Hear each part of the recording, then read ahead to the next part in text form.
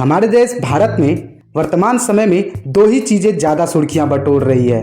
पहला मोदी सरकार और दूसरा ईडी का प्रहार। लेकिन आज के वीडियो में हम मोदी सरकार पर नहीं बल्कि ईडी के प्रहार पर चर्चा करेंगे। जैसे ईडी का अधिकार क्या है, उनके कार्य क्षेत्र क्या है, किन कानूनों के तहत ईडी कार्य करते हैं और कई महत्वपूर्ण जानकारियों को भी जानेंगे। तो चलिए बिना समय गवाए वीडियो को शुरू करते हैं। लेकिन उससे पहले अगर आप हमारे चैनल पर नए हैं तो हमारे चैनल फैक्ट कार्वर को सब्सक्राइब कर लें, क्योंकि हम ऐसे ही जानकारी रोज लाते रहते हैं। तो चलिए वीडियो को शुरू करते हैं। वैसे ईडी इन दिनों दिग्गज हस्तियों पर हाथ डालने के कारण सुर्खियों में है, क्योंकि ईडी ने हाल ही में पश्चिम बंगाल में मुख्यमंत्री ममता बनर्जी के निकट सहयोगी पार्थ चटर्जी की करीबी अर्पिता मुखर्जी के ठिकानों पर छापा मारकर 50 करोड़ से ज्यादा की नकद बरामद की थी। इसके चलते पार्थ चटर्जी को मंत्री पद से हाथ भी धोना पड़ा था।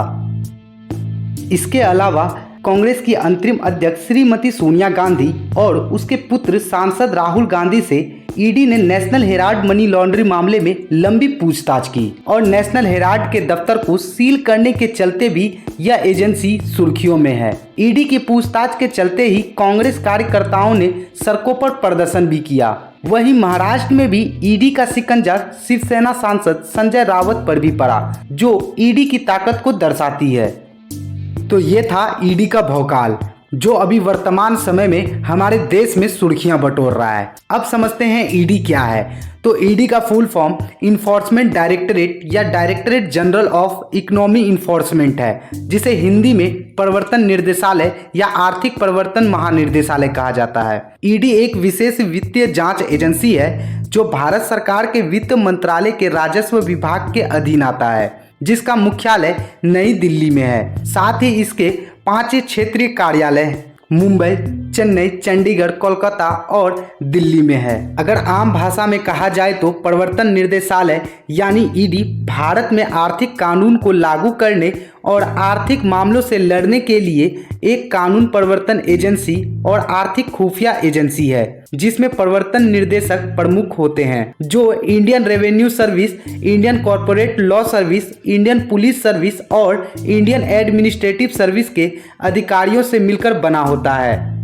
प्रवर्तन निर्देशालय का इतिहास उसके स्थापना तिथि 1 मई 1956 से शुरू होती है, जब विदेशी मुद्रा विनियमन अधिनियम 1947 के अंतर्गत विनियत नियंत्रण विधियों को उल्लंघन को रोकने के लिए आर्थिक कार्य विभाग के नियंत्रण में एक प्रवर्तनकारी गठित किया गया।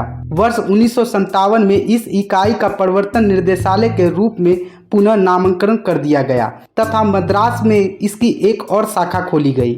हम ईडी के अधिकारों की बात करें तो ईडी विदेशी मुद्रा विनियमन अधिनियम 1973 के अंतर्गत कार्य करता था। इस अधिनियम को फेरा के नाम से जाना जाता था और जब 1 जून 2020 को फेमा लागू कर दिया गया तो कुछ समय के बाद फेमा से संबंधित सभी मामले भी ईडी के अधिकार क्षेत्र में कर दिए गए। वर्तमान समय में ईडी फेरा 1973 और फेमा 1999 के अंतर्गत कार्यवाही करता है। ईडी अपने कार्य के रूप में फेमा 1999 के उल्लंघन से संबंधित सूचनाओं को प्राप्त करता है। यह सूचनाएं इसे केंद्रीय और राज्य सूचना अभिकरणों या शिकायतों आदि से प्राप्त होती है। यह हवाला फॉरेन एक्सचेंज रैकेटिंग निर्यात प्रक्रियाओं का पूरा ना होना, विदेशी विनियम का गैर प्रत्यावर्तन हो तथा फेमा 1999 के तहत उल्लंघन करने पर मामले की जांच और निर्णय लेता है तथा न्यायिक निर्णय कार्यवाही के अंतर्गत दंड की वसूली करता है। इसके लिए वह नीलामी जैसे प्रक्रिया का अनुपालन करता है।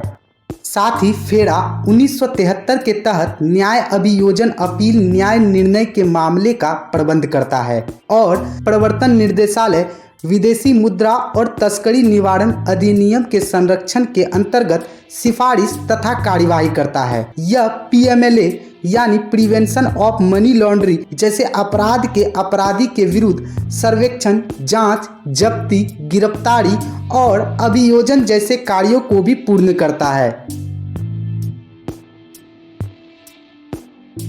भारत में भ्रष्टाचार को कम करने में ईडी की बहुत महत्वपूर्ण भूमिका रही है। यह विशेष एजेंसी अपने कर्तव्य का सही तरीके से निर्वहन करती है, जिससे मनी शोधन और काले धन से जुड़े गंभीर मामलों में सम्मिलित दोषियों के विरुद्ध निष्पक्ष जांच करके उन्हें कानून के अनुसार दंड दिलाती है।